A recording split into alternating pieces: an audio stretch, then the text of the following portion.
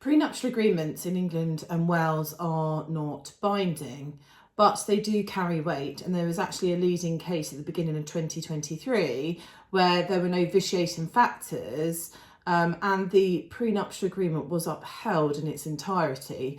So it's really important, if you're entering into a prenuptial agreement, that you intend to be bound by it, because you could find that a court could uphold it.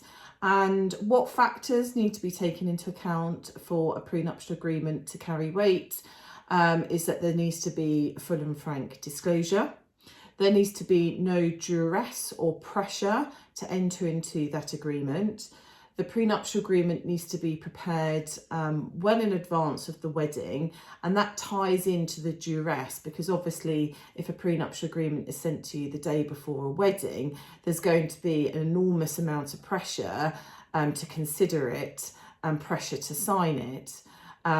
Both parties should get legal advice. Although there has been a case where someone didn't have a lawyer, but because they were a lawyer themselves, although not a family practitioner, they were seen as competent enough to understand the terms of the prenuptial agreement. But it is best that both parties get lawyers. And the main factor that the courts take into account is whether or not the agreement is fair.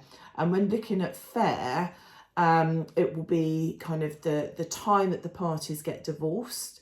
So parties getting divorced after a year as opposed to 20 years, depending on what is in the prenuptial agreement, the content may or may not be fair at that point, but you would hope along the way that there would be reviews if there's a child born, or review the agreement every 5 years.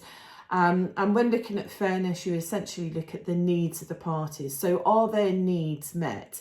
And when we talk about needs, that is in respect of housing, and that is in respect of income.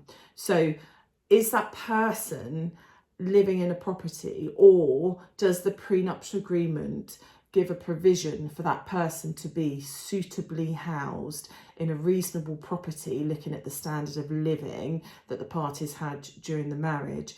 And then when looking at income needs, you look at what is the source of income for the person, what are they receiving, and what are their outgoings, and is that enough, or should there be some sort of a maintenance order in place if that has not been provided for in the prenuptial agreement.